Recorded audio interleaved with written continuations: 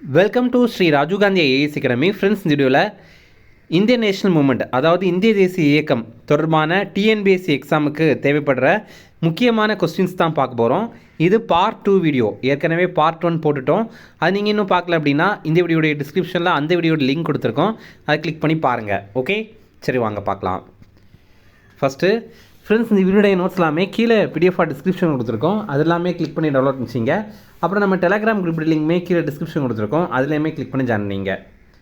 Okay, சரி வாங்க பார்க்கலாம். ஃபஸ்ட்டு, காங்கிரஸ் இயக்கம் மிதவாதிகள் மற்றும் தீவிரவாதிகள் என பிளவுபட்ட சூரத் மாநாடு எந்த ஆண்டு நடைபெற்றது? ஆன்சர் 1907. காங்கிரஸ் இயக்கம் இது வந்து மிதவாதிகள் மற்றும் தீவிரவாதிகள் அப்படின்ற மாதிரி இரண்டாக பிரிந்திருந்தாங்க. இதில் ஃபஸ்ட்டு மிதவாதிகள் பற்றி பார்க்கலாம். இந்த மிதவாதிகளுடைய தலைவர்களாக இருந்தவங்க யாரெல்லாம்னா தாதாபாய் நவ்ரோஜி, கோபாலகிருஷ்ண கோகலே, சுரேந்திரநாத் பானர்ஜி, ஃபெரோஷா மேத்தா மற்றும் டபிள்யூசி பானர்ஜி.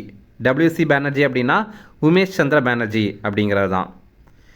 இவங்களுடைய மெத்தட் என்ன அப்படின்னா 3P அப்படிங்கிறது, அதாவது பெட்டிஷன், ப்ரேயர் மற்றும் ப்ரொட்டஸ்ட். அதாவது இவங்க முதல்ல வந்து மனு கொடுப்பாங்க, ஏதாவது விஷயம் வந்து வேணும் அப்படின்னா மனு கொடுப்பாங்க பிரிட்டிஷ்கிட்ட.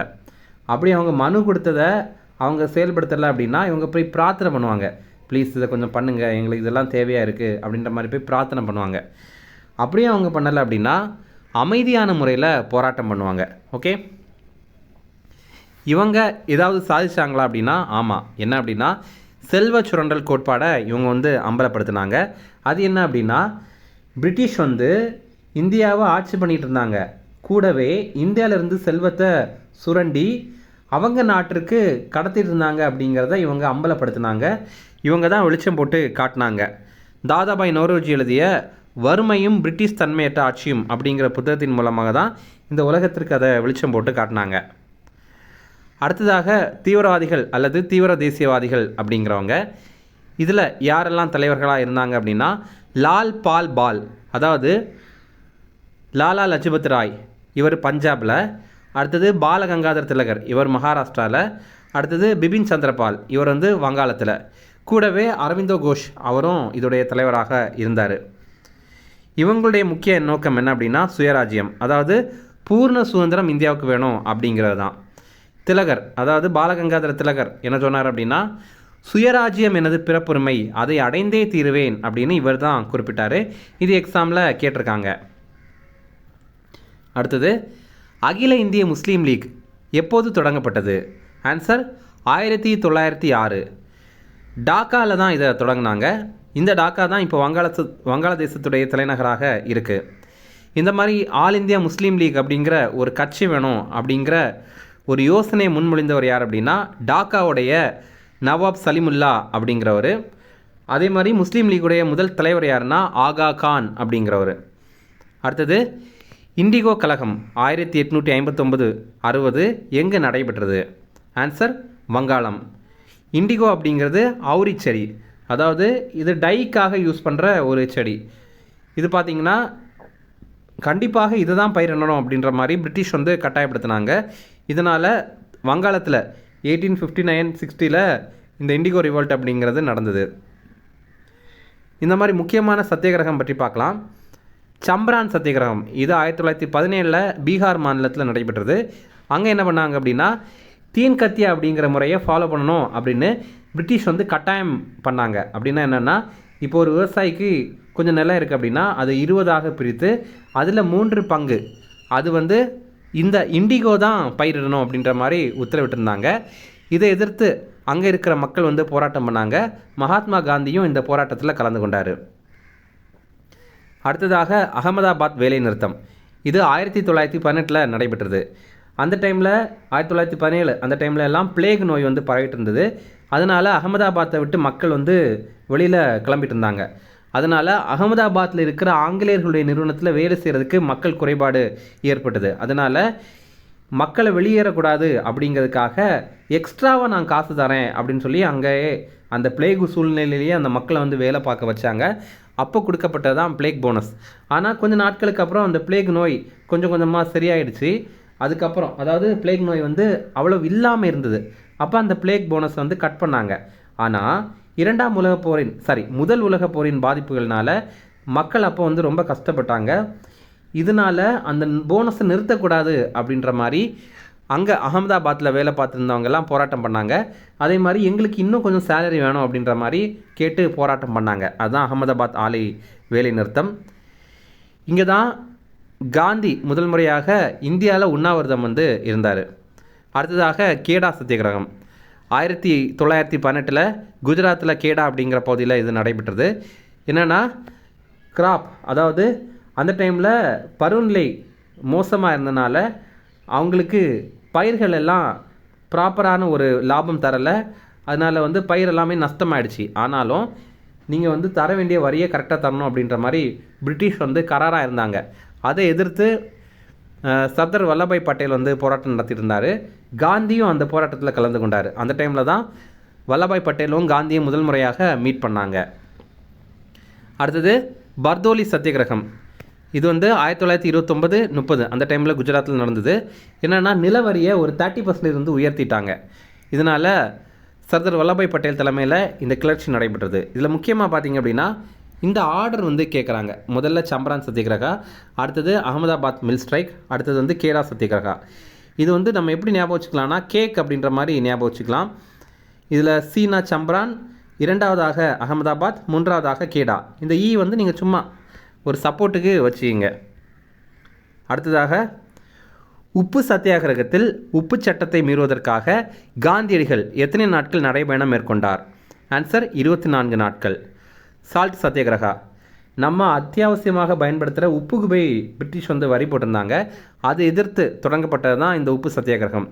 1930 மார்ச் 12 அகமதாபாத்துடைய சபர்மதி ஆசிரமத்திலிருந்து இந்த உப்பு சத்தியாகிரகத்தை காந்தி வந்து தொடங்கினார்.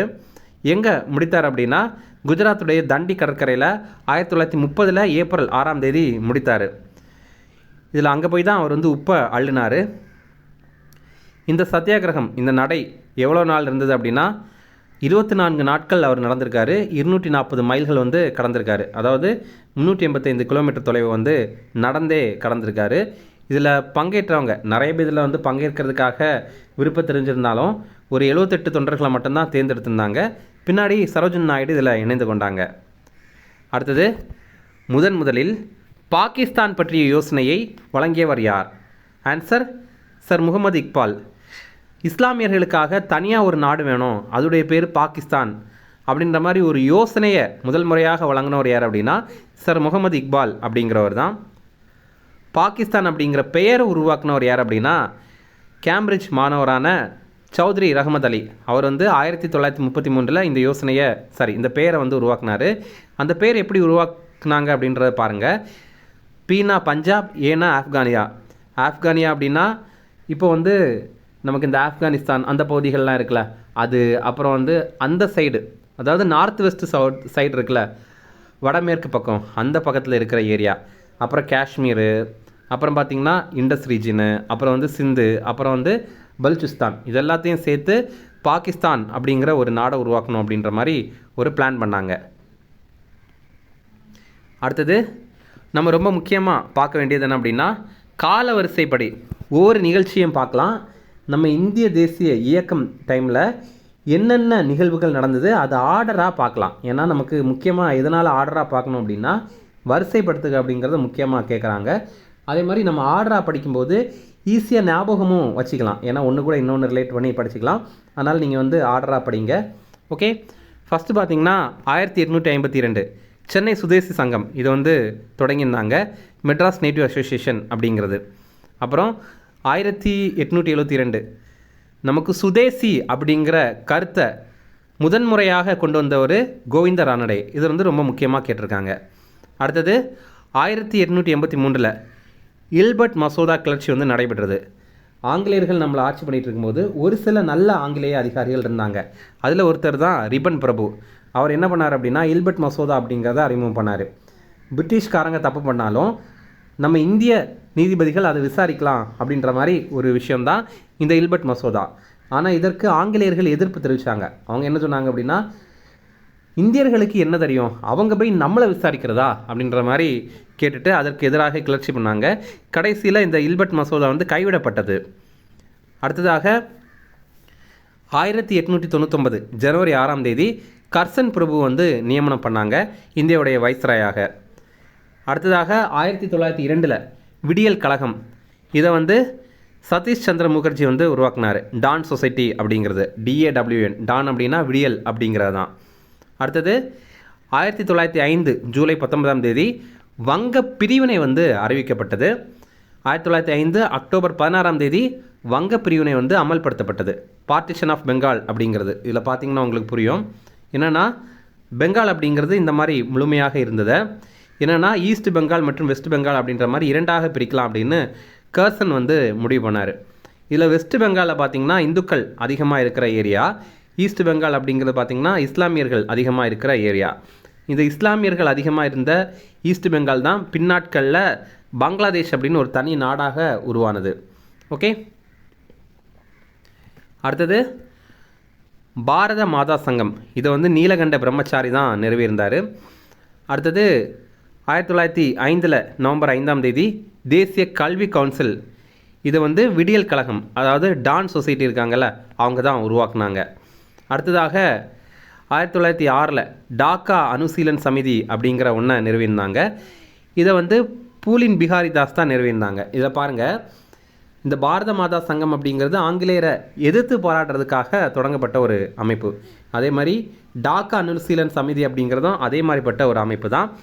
இரண்டுமே சண்டை போட்டு, அதாவது போராட்டங்கள் நடத்தி, அதுக்கப்புறம் ஆட்களை கொன்று, அதாவது பிரிட்டிஷ் ஆட்களை வந்து கொன்று, அதன் மூலமாக நம்ம இந்திய மக்கள்கிட்ட வந்து ஒரு தேசபக்தியை உருவாக்கணும் அப்படிங்கிறதுக்காக உருவாக்கப்பட்டது தான் இந்த இரண்டுமே. அடுத்தது 1907 மார்ச் 9ஆம் தேதி பிபின் சந்திரபால் அவரை வந்து விடுதலை பண்ணாங்க. அதை நம்ம தமிழ்நாட்டில் சுயராஜ்ய தினமாக கடைபிடித்திருந்தோம். அடுத்ததாக 1908 மார்ச்சில் கோரல் மில் வேலை நிறுத்தம் வந்து நடைபெற்றது தூத்துக்குடியில். என்னென்னா தூத்துக்குடியில் இந்த கோரல் மில்லில் பணிபுரிந்துட்டவங்க வந்து ரொம்ப கடின உழைப்பு வந்து செலுத்தியிருந்தாங்க. ரொம்ப அதிகமான மணி நேரங்கள் வேலையும் பார்த்துருந்தாங்க. அதுக்கு எங்களுக்கு வந்து கொஞ்சம் வேலையை ஈஸியாக்கித்தாங்க அப்படின்ற மாதிரி மக்கள் வந்து போராட்டம் பண்ணாங்க. அடுத்ததாக 1908 ஏப்ரல் 30ஆம் தேதி அலிப்பூர் குண்டு வழக்கு, அதில் பார்த்திங்கன்னா கிங்ஸ்ஃபோர்ட் அப்படிங்கிறவரை கொலை பண்ணுறதுக்கு முயற்சி பண்ணாங்க பிரஃபுல்லா சக்கி மற்றும் குதிராம் போஸ். ஆனால் அவங்க தவறுதலாக 2 பிரிட்டிஷ் பெண்மணிகளை கொண்டுட்டாங்க. அதன் விளைவாக பார்த்திங்கன்னா பிரஃபுல்லா சக்கி இவர் வந்து சூசைட் பண்ணிட்டார். அப்புறம் குதிராம் போஸை பிரிட்டிஷ் வந்து கைது பண்ணி தூக்கிலிட்டு கொலை பண்ணிட்டாங்க. அடுத்ததாக மிண்டோ மார்லி சீர்திருத்தங்கள், மிண்டோ மார்லி ரிஃபார்ம்ஸ் 1909. அதில் பார்த்திங்கன்னா முஸ்லீம்களுக்கு தனி தொகுதி அறிவிக்கப்பட்டது. அதன் அடிப்படையில் எப்படின்னா, இப்போ ஒரு தொகுதியை முஸ்லீம்களுக்கான தொகுதி அப்படின்னு அறிவிச்சிட்டாங்கன்னா அங்கே போட்டியிடுறவங்களும் முஸ்லீமாக தான் இருக்கணும். அதே மாதிரி அங்கே ஓட்டு போடுறவங்களும் முஸ்லீமாக தான் இருக்கணும். என்னதான் அந்த தொகுதியில் கிறிஸ்தவர்கள், அதுக்கப்புறம் இந்துக்கள், இந்த மாதிரி எல்லா மதத்தை சேர்ந்தவங்களாக இருந்தாலும் அங்கே வந்து முஸ்லீம்கள் மட்டும்தான் ஓட்டு போடணும் அப்படிங்கிறது தான் இதோடைய அர்த்தம். அடுத்ததாக 1919 ஜூன் 17ஆம் தேதி வாஞ்சிநாதன் ஆஷ் துறையை சுட்டு கொன்றாரு. மணியாச்சியில் தான் இந்த சம்பவம் நடந்தது. இது எதற்காக அப்படின்னா 5ஆம் ஜார்ஜ் மன்னருக்கு எச்சரிக்கையை தெரிவிக்கிறதுக்காக அப்படின்ற மாதிரி அவருடைய பாக்கெட்டில் இருந்த கடிதம் வந்து குறிப்பிட்டது. அடுத்ததாக 1916 ஏப்ரலில் திலகர் தன்னாட்சி இயக்கம் ஹோம் ரூல் மூமெண்ட் அப்படிங்கிறத மகாராஷ்டிராவில் தொடங்கினார். அதே ஆண்டு செப்டம்பர் மாதம் அன்னி பெசன்ட் வந்து இந்த இயக்கத்தை மெட்ராஸில் தொடங்கினாங்க. திலகர் வந்து மகாராஷ்டிராவுக்காக இதை தொடங்கினார். ஆனால் அன்னி பெசன்ட் தொடங்கினது வந்து மெட்ராஸில் தொடங்கியிருந்தாலும் மகாராஷ்டிராவை தவிர மீதி எல்லா பகுதிக்கும் இந்தியா முழுவதுமே தொடங்கணும் அப்படிங்கிறதுக்காக தான் இந்த ஒரு இயக்கத்தை தொடங்கியிருந்தாங்க.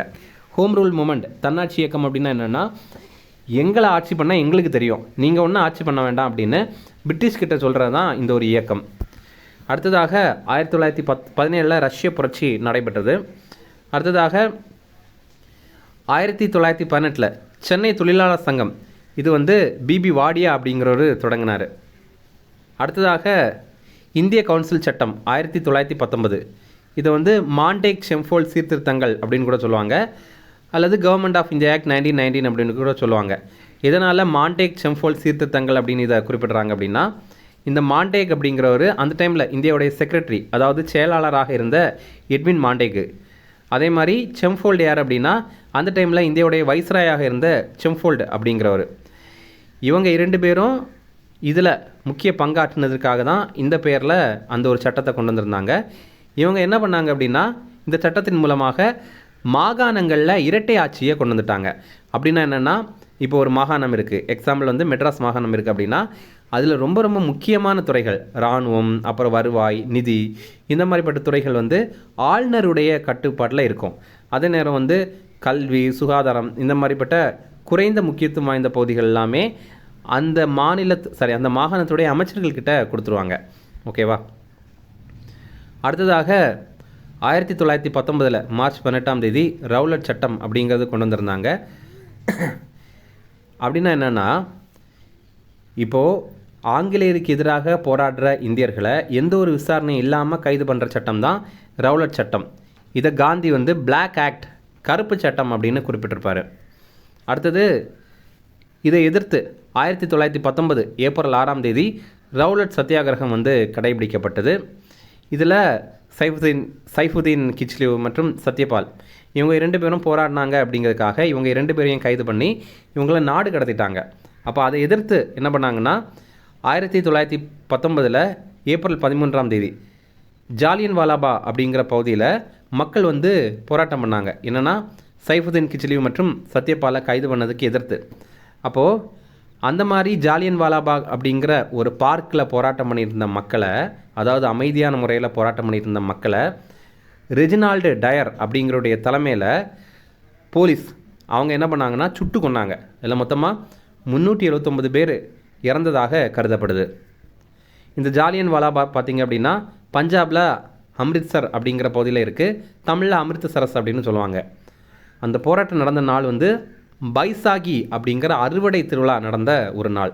அந்த பார்க்கில் போராட்டம் நடத்திட்டு இருந்த மக்கள் ஒரு பக்கம் இருக்காங்க, இன்னொரு பக்கம் மக்கள் எல்லாம் இந்த பைசாகி திருவிழாவை கொண்டாடுறதுக்கு வந்திருந்தாங்க. அந்த மாதிரி எல்லாரையுமே இவர் வந்து சுட்டு கொண்டிருக்காரு.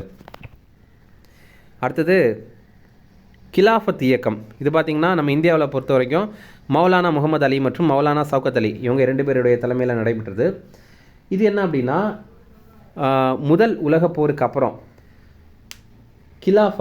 கலிஃபா துருக்கியுடைய தலைவர். அதாவது இப்போ பார்த்திங்கன்னா கிறிஸ்தவ மதத்திற்கு உலகம் முழுவதுமே தலைவராக இருக்கிறவர் போப் அப்படிங்கிறவர். அதே மாதிரி அந்த டைமில் இஸ்லாமிய மதத்திற்கு உலகம் முழுவதுமே தலைவராக இருந்தவர் துருக்கி நாட்டை சேர்ந்த கலிஃபா அப்படிங்கிறவர். அந்த கலிஃபாவை போய் பிரிட்டிஷ்காரங்க வந்து அவமானப்படுத்தி அந்த பதவியை ஒழிச்சிட்டாங்க. அதை எதிர்த்து மக்கள் வந்து போராட்டம் நடத்தினாங்க. அந்த மாதிரி நம்ம இந்தியாவிலேயும் நடைபெற்றது. ஓகே, அந்த மாதிரி 1919 நவம்பரில் டெல்லியில் அகில இந்திய கிலாஃபத் மாநாடு நடைபெற்றது. அதே மாதிரி 1920 ஏப்ரல் 17ஆம் தேதி தமிழக கிலாஃபத் தினம் வந்து கடைபிடிக்கப்பட்டது. அப்போது தமிழ்நாட்டில் இந்த கிலாஃபத் இயக்கத்திற்கான செயல்பாடை சிறப்பாக செயல்படுத்தினது யார் அப்படின்னா மௌலானா ஷவுகத் அலி, இவர் தான். அடுத்தது 1920 ஜூன் 9ஆம் தேதி அலகாபாத்தில் கிலாஃபத் குழு கூட்டம் வந்து நடைபெற்றது. ஓகேவா? இதெல்லாம் ரொம்ப முக்கியமானது. இதெல்லாம் எக்ஸாமில் நிறைய முறை கேட்டிருக்காங்க. அடுத்தது 1920 ஆகஸ்ட் 31ஆம் தேதி ஒத்துழையாமை இயக்கத்தை வந்து தொடங்கியிருந்தாங்க. 1920 செப்டம்பர் மாதம் இந்த ஒத்துழையாமை இயக்கத்திற்கான ஒரு தீர்மானத்தை வந்து இந்திய தேசிய காங்கிரஸில் நிறைவேற்றியிருந்தாங்க. அந்த தீர்மானத்தை முதல்ல கல்கத்தா அமர்வில் செப்டம்பர் மாதம் வந்து அறிமுகம் பண்ணாங்க. அடுத்ததாக 1920 டிசம்பர் மாதம் அந்த தீர்மானம் வந்து உறுதி பண்ணுறதுக்காக ஒரு மீட்டிங் வந்து நடத்தினாங்க. அந்த மீட்டிங்குக்கு தலைமை தாங்கினது வந்து விஜய ராகவாச்சாரியார். அது வந்து நாக்பூரில் நடந்தது. இதுவுமே எக்ஸாமில் கேட்டிருக்காங்க. ஓகேவா?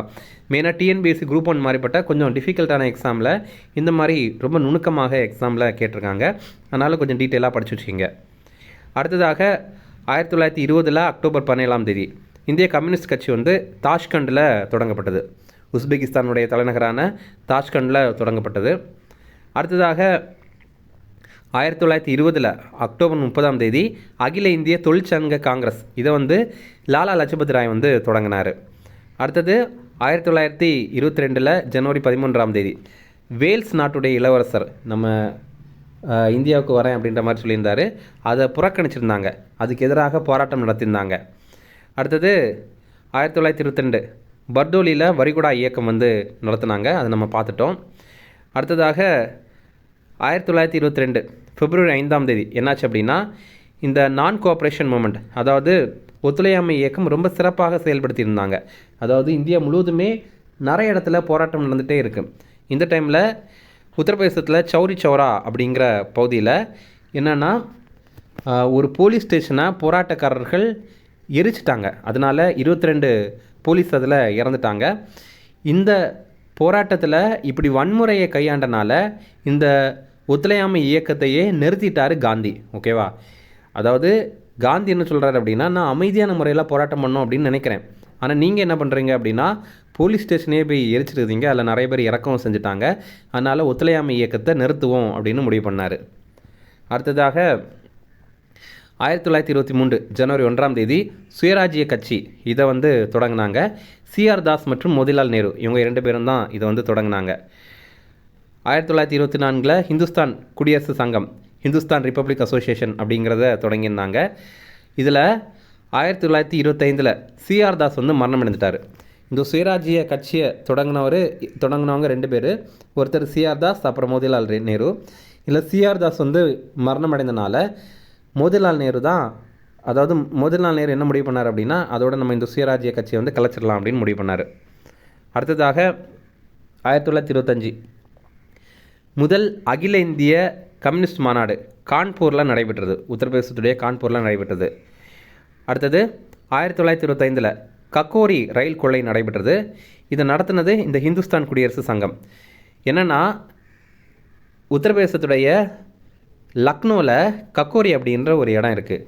அங்கே பார்த்திங்கன்னா பிரிட்டிஷுடைய பணத்தை எல்லாம் ஏற்றிட்டு ஒரு ட்ரெயின் போயிட்டு இருந்தது. அப்போது ஹச்ஆர்ஐயை சேர்ந்தவங்க என்ன சொல்கிறாங்க அப்படின்னா, இந்த பணம் எல்லாம் இந்தியாவிலேருந்து சம்பாரித்த பணம், அதனால் இந்த ட்ரெயினை நம்ம கொள்ளடிச்சு அந்த பணத்தை நம்ம எடுத்து நம்ம போராட்டத்துக்கு பயன்படுத்திக்கலாம் அப்படின்ற மாதிரி சொல்லிவிட்டு அந்த கொள்ளையில் ஈடுபட்டாங்க. இதில் ஈடுபட்ட முக்கியமானவங்க யாரெல்லாம் அப்படின்னா, ராம் பிரசாத் பிஸ்மில், அப்புறம் அஸ்பகுல்லா கான், சந்திரசேகர் ஆசாத், இவங்க 3 பேருமே.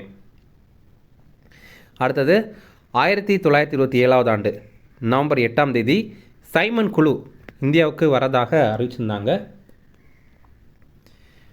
1928 பிப்ரவரி 3ஆம் தேதி சைமன் குழு இந்தியாவுக்குமே வந்துட்டாங்க. அடுத்தது 1928 இந்த ஹச்ஆர்ஐ இருக்குல்ல, அதோடைய பேரை மாற்றிட்டாங்க. ஹிந்துஸ்தான் சோஷியலிஸ்ட் ரிப்பப்ளிக் அசோசியேஷன் அப்படின்னு சோஷியலிச அப்படிங்கிற வார்த்தையை சேர்த்துட்டாங்க. அப்போது ஹிந்துஸ்தான் சோசியலிச குடியரசு சங்கம் அப்படின்னு மாற்றிட்டாங்க. அடுத்தது 1928 அகில இந்திய தொழிலாளர்கள் மற்றும் விவசாயிகள் கட்சி அப்படிங்கிறத நிறுவியிருந்தாங்க. அடுத்தது நம்ம சைமன் குழு பற்றி பார்த்துருந்தோம். இது தமிழ்நாட்டிற்கு எப்போ வந்தாங்க அப்படின்னா 1929 பிப்ரவரி 18ஆம் தேதி தமிழ்நாட்டுக்கு வந்திருந்தாங்க. அடுத்தது 1929 மார்ச்சில் மீரட் சதி வழக்கு அப்படிங்கிறது நடைபெற்றது. இது என்னென்னா ஒன்றும் கிடையாது, கம்யூனிஸ்ட் இருக்காங்கல்ல அவங்க பிரிட்டிஷை எதிர்த்து போராட்டம் நடத்திட்டு இருந்தாங்க. அதுதான் அவங்க மீரட் சதி வழக்கு அப்படின்னு குறிப்பிடுறாங்க. அடுத்ததாக 1929 ஏப்ரல் 8ஆம் தேதி மத்திய சட்டமன்றத்தில் குண்டு வீழ்ச்சி பண்ணாங்க. பகத்சிங் மற்றும் பதுகேஸ்வர் தத் இவங்க 2 பேர் சேர்ந்து தான் பண்ணாங்க. எதற்காக அதை பண்ணாங்க அப்படின்னா, அங்கே இருக்க ஆட்கள் எல்லாம் கொல்லணும் அப்படின்னு கிடையாது, அது ஜஸ்ட்டு ஒரு ஆபத்தில்லான புகை குண்டு தான். அந்த மாதிரி வீசி என்ன அப்படின்னா, நாங்கள் நினச்சோம் அப்படின்னா உங்களை தோக்கடிக்க முடியும், அதுக்கு ஒரு எக்ஸாம்பிள் தான் இது. பார்த்திங்களா, நான் சட்டமன்றத்திலேயே பாம்பு போட்டேன் அப்படின்ற மாதிரி ஒரு பயமுறுத்துகிற செயல் தான் இது. இதற்காக பகத்சிங் எல்லாம் கைது பண்ணி தூக்கிலிட்டாங்க. ஓகே. அடுத்தது 1929 டிசம்பரில் லாகூரில் இந்திய தேசிய காங்கிரஸுடைய மீட்டிங் நடந்தது. அதில் தான் பூர்ண ஸ்வராஜ்யம் அப்படிங்கிறத அறிவித்திருந்தாங்க, நம்ம பார்த்துருந்தோம். அடுத்தது 1930 ஜனவரி 26ஆம் தேதி நம்ம இந்தியா முதல் சுதந்திர தினமாக கடைபிடித்திருந்தோம். அந்த தினத்தை தான் நம்ம பின்னாட்களில் இந்தியாவுடைய குடியரசு தினமாக அறிவித்திருந்தோம். அடுத்தது காந்தியுடைய உப்பு சத்தியாகிரகம். இது 1930 மார்ச் 12ஆம் தேதி ஆரம்பித்து ஏப்ரல் 5ஆம் தேதி வரைக்கும் நடைபெற்றது. சபர்மதியிலிருந்து தண்டி வரைக்கும் மொத்தமாக 25 நாட்கள். சில இடங்களில் 24 நாட்கள் அப்படின்னு குறிப்பிட்றாங்க, சில இடத்துல 25 நாட்கள் அப்படின்ற மாதிரி குறிப்பிட்றாங்க. மொத்தமாக 241 மைல் நடந்திருக்காங்க. 78 பேர் நடந்திருக்காங்க. அடுத்ததாக தமிழ்நாட்டில் உப்பு சத்தியாகிரகம் ஏப்ரல் 13 ஏப்ரல் 28 வரைக்கும் நடந்திருக்கு. தமிழ்நாட்டில் உப்பு சத்தியாகிரகத்தை ராஜகோபாலாச்சாரி தான் நடத்தியிருந்தார். இவர் வந்து திருச்சியிலேருந்து வேதாரண்யம் வரைக்கும் இதை நடத்தியிருந்தார். அடுத்ததாக 1930 ஏப்ரலில் சிட்டகங் ஆயுத கிடங்கு தாக்குதல் வந்து நடத்துதாங்க. இது என்ன அப்படின்னா, சூரியசென் மற்றும் இன்னும் சிலர் என்ன பண்ணாங்கன்னா, சிட்டகங் அப்படிங்கிற பகுதியில் பிரிட்டிஷுடைய ஆயுத கிடங்கில் தாக்குதல் நடத்தி அவங்களுடைய ஆயுதத்தை எல்லாத்தையும் வந்து அழிச்சிடணும் அப்படின்ற மாதிரி முடிவு பண்ணியிருந்தாங்க. அதற்காக நடத்தின ஒரு இதுதான். அதே மாதிரி அதிலிருந்து ஆயுதங்கள் கிடைக்குது அப்படின்னா அதை எடுத்துகிட்டு நம்ம பிரிட்டிஷுக்கு எதிராக போராடணும் அப்படின்ற மாதிரி முடிவு பண்ணாங்க. இதுதான் சிட்டகங் ஆயுத கிடங்கு தாக்குதல். அடுத்ததாக வட்டமேசை மாநாடுகள் பற்றி பார்க்கலாம். 1930 நவம்பரில் முதல் வட்டமேசை மாநாடு வந்து நடத்தினாங்க. அப்போது காந்தி பங்கேற்கலை, இந்திய தேசிய காங்கிரஸ்லேருந்து யாருமே பங்கேற்கலை. 1931 ஜனவரி 31 இர்வின் பிரபுவின் இறுதி எச்சரிக்கை. இது என்ன அப்படின்னா, காந்தி வந்து இர்வின் பிரபுக்கிட்ட சொல்கிறாரு, இந்த மாதிரிப்பட்ட எங்களுக்கு சில விஷயங்கள்லாம் தேவைப்படுது அப்படின்ற மாதிரி. அதாவது நீங்கள் வந்து நிறைய பேரை கைது பண்ணி வச்சுருக்கீங்க, அவங்களெல்லாம் விடுதலை பண்ணுங்கள். அதே மாதிரி உங்களுக்கு இராணுவத்திற்கு அதிகமாக செலவு பண்ணுறீங்க, அது எல்லாத்தையுமே குறைச்சிங்க. இந்த மாதிரி நிறைய விஷயங்கள் எல்லாமே கேட்குறாரு. ஓகேவா? அது கொஞ்சம் கொஞ்சமாக பேச்சுவார்த்தை மூலமாக கடைசியில் 1931 மார்ச் 5 காந்திக்கும் இர்வின் பிரபுக்கும் இடையில் ஒப்பந்தம் கையொப்பமாயிடுச்சு. அதுக்கு அடுத்தது தான் என்னாச்சு அப்படின்னா, 2வது வட்டமேசை மாநாடு தொடங்கிச்சு. அப்போது காந்தி வந்து பங்கேற்றார்.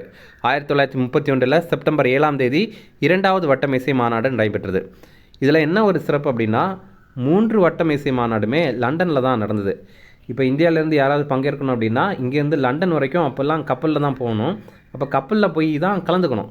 அந்த மாதிரி ஒரு சுச்சுவேஷன் இருந்தது. ஓகேவா? அப்போ 2வது வட்டமேசை மாநாட்டில் மட்டும்தான் காந்தி வந்து பங்கேற்றிருப்பார். அடுத்தது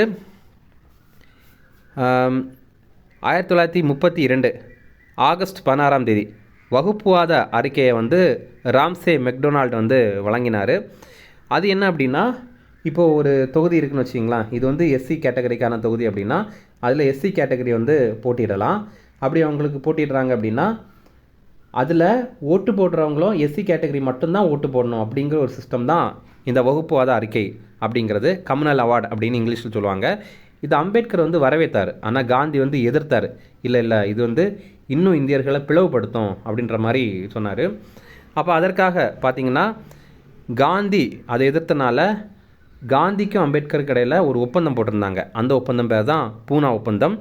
1932 செப்டம்பர் 24 போட்டிருந்தாங்க. அதன் அடிப்படையில் காந்தி என்ன சொன்னார் அப்படின்னா, நம்ம வந்து தனித்தொகுதி அனௌன்ஸ் பண்ணிக்கலாம், ஆனால் அதில் எல்லாருமே ஓட்டு போடலாம் அப்படிங்கிறது தான் சொல்லியிருந்தாங்க. இப்போ நம்ம அந்த முறையில் தான் இருக்கிறோம். இப்போ இது எஸ்சி தொகுதி அப்படின்னா எஸ்சி வேட்பாளர் மட்டும்தான் நிற்பார், ஆனால் எல்லாருமே ஓட்டு போட முடியும். அந்த மாதிரிப்பட்ட ஒரு விஷயந்தான். அடுத்ததாக 1932 நவம்பர் 17 டிசம்பர் 24 வரைக்கும் 3வது வட்டமேசை மாநாடு நடைபெற்றது.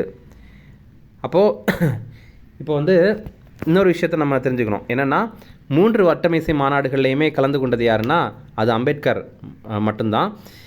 அப்போது காந்திகிட்ட வந்து அம்பேத்கர் வந்து இப்போ தான் சொல்ல ஆரம்பிக்கிறார். என்னென்னா, நமக்கு இந்தியாவில் நிறைய இடங்களில் எஸ்சி பீப்புளை வந்து ஒடுக்குறாங்க, இந்த மாதிரி தாழ்த்தப்பட்ட ஜாதியை வந்து ஒடுக்குறாங்க அப்படின்றத சொல்கிறாரு. அப்போ அதுக்கப்புறம் தான் காந்தி என்ன பண்ணுறாருன்னா, அப்படி அவசியம், அப்போ நம்ம அவங்களுக்காகவும் குரல் கொடுக்கணும் அப்படின்ற மாதிரி வந்து முடிவு பண்ணுறாரு. அதனால தான் 1933 ஜனவரி 8 ஆலய நுழைவு தினம் அப்படிங்கிற ஒன்றை கடைபிடிக்கிறார். இது என்னென்னா, இப்போ நிறைய ஆலயத்துக்குள்ளாடி வந்து இந்த எஸ்சி கேட்டகரி பீப்புளை வந்து உள்ளே விடுறதில்ல. அப்போது அதற்காக அவங்களுக்காக போராட்டினது தான் இந்த ஒரு தினம். அடுத்தது 1934 காங்கிரஸ் சோசியலிச கட்சி வந்து உருவாக்கியிருந்தாங்க. அடுத்து 1935 இந்திய அரசு சட்டம் கவர்மெண்ட் ஆஃப் இந்தியா ஆக்ட் 1935 அப்படிங்கிறத கொண்டு வந்திருந்தாங்க. இதுதான் மாகாணங்களில் சுயாட்சியை வந்து கொண்டு வந்திருந்தது. அதுக்கு முன்னாடி பார்த்திங்க அப்படின்னா மாகாணங்களில் வந்து சுயாட்சி கிடையாது, டயார்கி தான் இருந்தது, இரட்டை ஆட்சி தான் இருந்தது. ஆளுநருக்கு தான் அதிகமான பவர் இருந்தது. ஆனால் இப்போ மாகாணத்திற்கு வந்து சுயாட்சி கொண்டு வந்திருந்தாங்க. அதுக்கு அடுத்தது இந்திய அரசு சட்டம் இருக்குல்ல, இதன் அடிப்படையில் 1937 முதல் மாகாண தேர்தல்கள் வந்து நடைபெற்றது. அடுத்தது 2ஆம் உலகப் போர் ஆரம்பித்தது. அந்த டைமில் இந்த மாதிரி மாகாண தேர்தலில் வெற்றி பெற்று நிறைய இடத்துல காங்கிரஸ் அமைச்சர்கள் பதவியில் இருந்தாங்க. ஆனால் 2ஆம் உலகப் போரின் போது இந்தியர்களை பிரிட்டிஷ் வந்து ஈடுபடுத்தினாங்க. அப்படி அவங்க ஈடுபடுத்துறதுக்கு காங்கிரஸ் கட்சிக்கிட்ட வந்து கேட்கவே இல்லை. ஓகேவா? அப்போது அதை எதிர்த்து அந்த டைமில் இந்தியா முழுவதுமே பல்வேறு மாகாணங்களில் இருந்த காங்கிரஸ் அமைச்சர்கள் பதவியை விலகிட்டாங்க. நாங்கள் ராஜினாமா பண்ணுறோம் அப்படின்னு ராஜினாமாவை வந்து அறிவிச்சிட்டாங்க. இது வந்து முஸ்லீம் லீக் வந்து கொண்டாடினாங்க. ஏன்னா முஸ்லீம் லீக் அந்த டைமில் காங்கிரஸுக்கு எதிராக தான் இருந்தாங்க. அப்போ இவங்க எல்லாருமே பதவியை ராஜினாமா பண்ணதை முஸ்லீம் லீக் வந்து கொண்டாடினாங்க. அதனால் அந்த ஒரு தினத்தை மீட்பு நாள் அப்படின்ற மாதிரி முஸ்லீம் லீக் கடைபிடித்திருந்தாங்க. அது 1939 டிசம்பர் 22 அடுத்ததாக 1940 மார்ச் 30 மைக்கேல் ஓடயர் இவர் வந்து படுகொலை செய்யப்பட்டார். அதாவது நமக்கு ஜாலியன் வாலாபாக் படுகொலை பற்றி பார்க்கும்போது ரெஜினால்டு டயர் அப்படிங்கிற ஒருத்தரை பார்த்துருப்போம். அவருடைய தலைமையிலான படைகள் தான் நம்ம இந்தியர்களை சுட்டு கொண்டாங்க. ஆனால் ரெஜினால்டு டயருக்கே உத்தரவிட்ட ஆங்கிலேய அதிகாரி யார் அப்படின்னா அது மைக்கேல் ஓடயர். 2 பேருடைய பேர்லேயுமே டயர் அப்படிங்கிறது காமனாக இருக்கும். ஆனால் அவர் ரெஜினால்டு டயரு, இவர் வந்து மைக்கேல் ஓடயர். அப்போது இந்த மைக்கேல் ஓடயர் இருக்கார்ல, அவரை பழி தீர்க்கணும் அப்படின்ற மாதிரி உத்தம் சிங் இவர் ரொம்ப நாளாகவே பிளான் பண்ணி அவரை வந்து படுகொலை பண்ணிட்டார் 1940. அடுத்தது இனிமேல் நம்ம பார்க்குறதெல்லாம் ரொம்ப ரொம்ப முக்கியமானது. அதனால் ரொம்ப கவனமாக பாருங்கள். அது எக்ஸாமில் நிறைய முறை கேட்டிருக்காங்க. 1940 ஆகஸ்ட் மாதம் ஆகஸ்ட் சலுகை அப்படிங்கிறத பிரிட்டிஷ் நமக்கு சொல்லியிருந்தாங்க. இது அந்த டைமில் வைஸ்ராயாக இருந்த லார்ட் லின்லித்கோ தான் அறிவித்திருந்தார். 2ஆம் உலகப் போரின் போது இந்தியாவுடைய ஆதரவு அவங்களுக்கு ரொம்ப தேவைப்பட்டது. அதனால தான் இந்த ஆகஸ்ட் சலுகையை வந்து அவங்க நமக்கு அறிவித்திருந்தாங்க. இது என்ன அப்படின்னா, நீங்கள் எங்களுக்கு போரில் சப்போர்ட் பண்ணுங்கள், அதனால் போர் முடிஞ்சிச்சு அப்படின்னா நாங்கள் உங்களுக்கு டொமினியன் அந்தஸ்து தரோம் அப்படின்ற மாதிரி கேட்டிருந்தாங்க. டொமினியன் அந்தஸ்து அப்படிங்கிறது என்னென்னா, பிரிட்டிஷ் தான் ஆட்சி பண்ணுவாங்க, ஆனாலும் நிறைய கட்டுப்பாடுகள் வந்து இந்தியாவுக்கு கொடுப்பாங்க அப்படிங்கிறது தான். அதே மாதிரி உங்களுக்கான ஒரு புதிய அரசியலமைப்பை உருவாக்குறதுக்கு நாங்கள் ஒரு குழு அமைத்து தரோம் அப்படின்ற மாதிரி லின்லித்கோ வந்து கேட்டிருப்பார். ஆனால் இந்தியா வந்து அதற்கு மறுப்பு தெரிவிச்சிருப்போம். அப்படிலாம் தேவையில்லை, நாங்களே பார்த்துக்குறோம் அப்படின்ற மாதிரி மறுப்பு தெரிவித்திருந்தோம். அப்போது இதற்கு எதிராக 1940 அக்டோபர் 17 வினோபா பாவே அவர் வந்து தனிநபர் சத்தியாகிரகத்தை வந்து மேற்கொண்டிருந்தார். இது காந்தியுடைய ஐடியா தான். காந்தி என்ன சொல்லியிருப்பார் அப்படின்னா, நம்ம எல்லாரும் சேர்ந்து ஒரு விஷயத்துக்காக போராட்டம் பண்ணுறோம் அப்படின்னா நம்ம எல்லாரையும் கைது பண்ணி உள்ளே வச்சிடுறாங்க. அதுக்கப்புறம் வேறு ஏதாவது ஒரு விஷயத்தை பற்றி நம்ம வந்து போராட்டம் பண்ணவே முடிய மாட்டேங்குது. அதனால் ஒவ்வொரு தலைவரும் அவங்களுடைய தலைமையில் மக்களை கூட்டி வந்து போராட்டம் நடத்தலாம் அப்படின்ற மாதிரி பண்ணாங்க. அதற்காக ஆச்சாரிய வினோபாவை இருக்கார்ல, அவருடைய தலைமையில் முதல் முறையாக தனிநபர் சத்தியாகிரகம் வந்து தொடங்கினாங்க. அப்போ முதல் தனிநபர் சத்தியாகிரகி யார் அப்படின்னா அது வினோபா பாவே தான். அடுத்ததாக 1942 மார்ச் 22 கிரிப்ஸ் தூதுக்குழுவை வந்து அறிவிக்கிறாங்க. இது வந்து ஸ்டஃபோர்ட் கிரிப்ஸ் அப்படிங்கிறவருடைய தலைமையில் தான் இது வந்து வருது. இதுவுமே என்னென்னா, நீங்கள் வந்து எங்களுக்கு சப்போர்ட் பண்ணுங்கள், 2ஆம் உலகப் போரில் வந்து சப்போர்ட் பண்ணுங்கள் அப்படின்ற மாதிரி கேட்குறாங்க. அப்படி நீங்கள் சப்போர்ட் பண்ணிங்க அப்படின்னா நாங்கள் உங்களுக்கு டொமினியன் அந்தஸ்து தரோம், அதே மாதிரி உங்களுக்கு புதிய அரசியலமைப்பை உருவாக்குறதுக்கு ஒரு குழுவை அமைத்து தரோம் அப்படின்ற மாதிரி கேட்டிருந்தாங்க. ஆனால் காந்தியும் ஐஎன்எம்மும் அதை எதிர்த்திருந்தாங்க. அதாவது ஐஎன்சி இந்தியன் நேஷனல் காங்கிரஸும் காந்தியும் அதை எதிர்த்திருந்தாங்க. காந்தி என்ன சொல்கிறார் அப்படின்னா, திவாலாகும் வங்கியின் பின் தேதியிட்ட காசோலை தான் இது அப்படின்றத தெரிவிக்கிறாரு. அதாவது என்னென்னா, ஒரு பேங்க் இருக்குது, அது வந்து காசு இல்லாமல் கொஞ்ச நாள்லேயே வந்து சேலில் இருந்து போயிடும் அப்படின்னு வச்சிங்களேன்.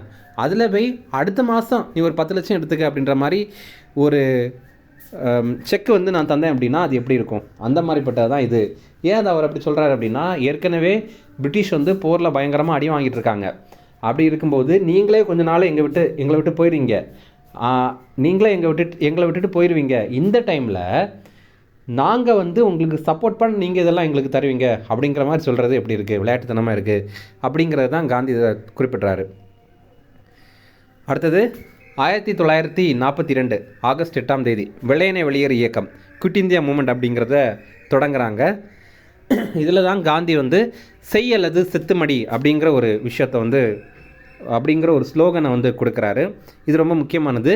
செய் அல்லது செத்துமடி அப்படிங்கிறது யாருடைய முழக்கம் அப்படிங்கிறத எக்ஸாமில் கேட்டிருக்காங்க. ஆன்சர் வந்து காந்தி தான். ஏன்னா நம்ம எப்போவுமே காந்தி அஹிம்சைவாதியை நினச்சிட்டு இந்த மாதிரி செய் செத்துமடி அப்படின்லாம் காந்தி பேச மாட்டார் அப்படின்னு நினச்சிடுவோம். ஆனால் காந்தியுடையது தான். அதே மாதிரி வெள்ளையனே வெளியேறு இயக்கத்தில் தான் அவர் வந்து இந்த மாதிரி சொல்லியிருப்பார். அடுத்ததாக 1945 ஜூன் 14 வேவல் திட்டம் அப்படிங்கிறத அறிவிச்சிருந்தாங்க. இது வந்து சிம்லா மாநாட்டில் அறிவித்திருந்தாங்க. இது என்ன அப்படின்னா வைஸ்ராயுடைய நிர்வாக குழு. இதில் அனைத்து உறுப்பினர்களும் இந்தியர்களை நாங்கள் நியமிக்க போகிறோம் அப்படின்ற மாதிரி தெரிவித்திருந்தாங்க. ஆனாலும் வைஸ்ராயும் இராணுவ தளபதியும் தவிர மீதி எல்லா உறுப்பினர்களும் நாங்கள் இந்தியர்களாக தான் நியமனம் பண்ண போகிறோம் அப்படின்ற மாதிரி சொல்லியிருந்தாங்க. இந்த வைஸ்ராயுடைய நிர்வாக குழு ரொம்ப முக்கியமான குழு. ஏன்னா இவங்க தான் இந்தியாவை ஆட்சி பண்ணுற குழு. ஓகேவா? அப்போது அதில் எல்லாரையுமே இந்தியர்களை வந்து நாங்கள் நியமனம் பண்ண போகிறோம் அப்படின்ற மாதிரி சொல்லியிருந்தாங்க. அப்போது என்னென்னா வேவல் என்ன சொல்லியிருந்தார், வேவல் பிரபு என்ன சொல்லியிருந்தார் அப்படின்னா, நீங்கள் வந்து எவ்வளவு ஹிந்துஸ் இருக்காங்களோ அதுக்கேற்ற மாதிரி ஹிந்து உறுப்பினர்கள் இருப்பாங்க. எவ்வளோ முஸ்லீம் இருக்காங்களோ, அதாவது இந்தியாவுடைய மக்கள் தொகையில் எவ்வளவு முஸ்லீம் மக்கள் இருக்காங்களோ அதற்கு ஏற்ற விகிதத்தில் முஸ்லீம் மக்களை வந்து முஸ்லீம் உறுப்பினர்களை நாங்கள் நியமனம் பண்ணுவோம் அப்படின்ற மாதிரி சொல்லியிருந்தாங்க. ஆனால் முகமது அலி ஜின்னா என்ன சொன்னார் அப்படின்னா, நீங்கள் முஸ்லீம் பிரதிநிதிகளை வந்து தேர்ந்தெடுக்கிறீங்க, ஓகே, ஆனால் முஸ்லீம் லீக்கிலிருந்து மட்டும்தான் நீங்கள் வந்து முஸ்லீம் பிரதிநிதிகளை தேர்ந்தெடுக்கணும் அப்படின்றத தெரிவித்திருந்தாங்க.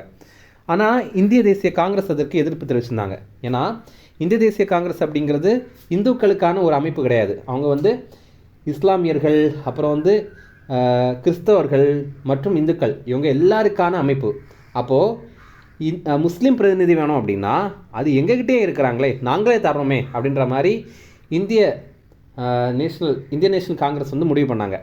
அது வந்து முகமது அலி ஜின்னாவுக்கு வந்து வெறுப்பு வந்துட்டு, நாங்கள் முஸ்லீம்களுக்கான ஒரு அமைப்பு, அப்போ நாங்கள் தானே அதுக்கான பிரதிநிதிகளை தரணும் அப்படின்ற மாதிரி சொன்னாங்க. அதுதான் பிரச்சனையாக அமைந்தது.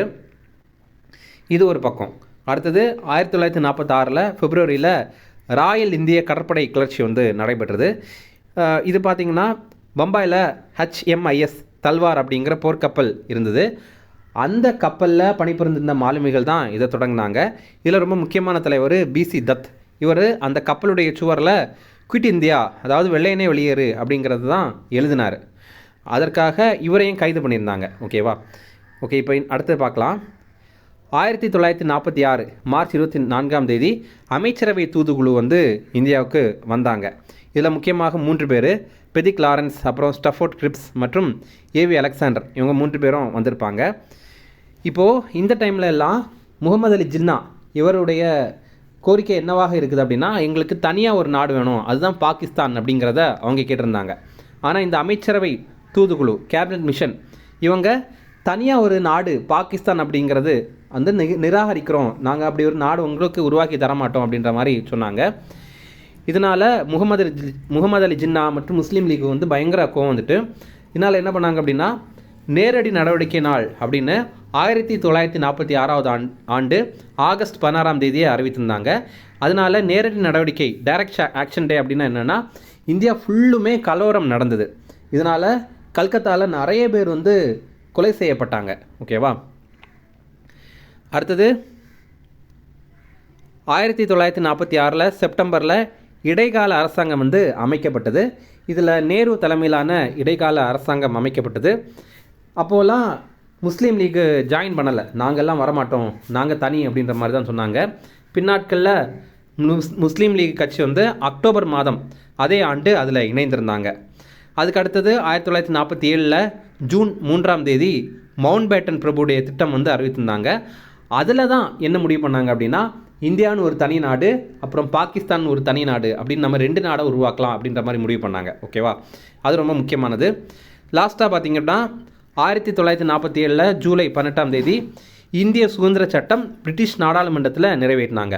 நமக்கு 1947 ஆகஸ்ட் 15 சுதந்திரம் கிடைத்திருந்தாலும் நமக்கு வந்து இந்திய சுதந்திர சட்டம் அப்படிங்கிறது பிரிட்டிஷ் நாடாளுமன்றத்தில் நிறைவேற்றின நாள் என்னைக்கு அப்படிங்கிறது எக்ஸாமில் கேட்டிருக்காங்க. அது 1947 ஜூலை 18. அந்த டைமில் பிரிட்டிஷுடைய பிரதமராக இருந்தது கிளமெண்ட் அட்லி. இவர் வந்து தொழிலாளர் கட்சியை சேர்ந்தவர். பிரிட்டிஷுடைய அரசராக இருந்தவர் 6ஆம் ஜார்ஜ். ஓகே, அவ்வளோதான் ஃப்ரெண்ட்ஸ், இதோட பார்ட் 2 வீடியோ முடியுது. பார்ட் 3 வீடியோவில் நம்ம அடுத்த கான்செப்ட் பார்க்க போகிறோம். அடுத்தது பார்த்திங்கன்னா நமக்கு வந்து ஒவ்வொரு தலைவர்களை பற்றி பார்க்கலாம். அம்பேத்கர், காந்தி, சுபாஷ் சந்திர போஸ், ரவீந்திரநாத் தாகூர் இந்த மாதிரி பற்றி பார்க்கலாம். அடுத்தது பிரிட்டிஷ் இந்தியா டைமில் நடைபெற்ற போர்கள், அப்புறம் முக்கியமான புத்தகங்கள், அதோடைய ஆதர்கள், அதோடைய எழுத்தாளர்கள், அப்புறம் வந்து முக்கியமான மேகசின், அப்புறம் நியூஸ் பேப்பர், இதெல்லாம் யார் நடத்துனாங்க அப்படிங்கிற நம்ம அடுத்த பார்ட்டில் பார்க்கலாம். ஓகே, இந்த வீடியோ பிடிச்சிருந்தா கண்டிப்பாக லைக் பண்ணுங்கள். நம்மளே சேனலுக்கு சப்ஸ்கிரைப் பண்ணி வச்சுங்க, உங்கள் நண்பர்களுமே ஷேர் பண்ணுங்கள். Okay, thank you.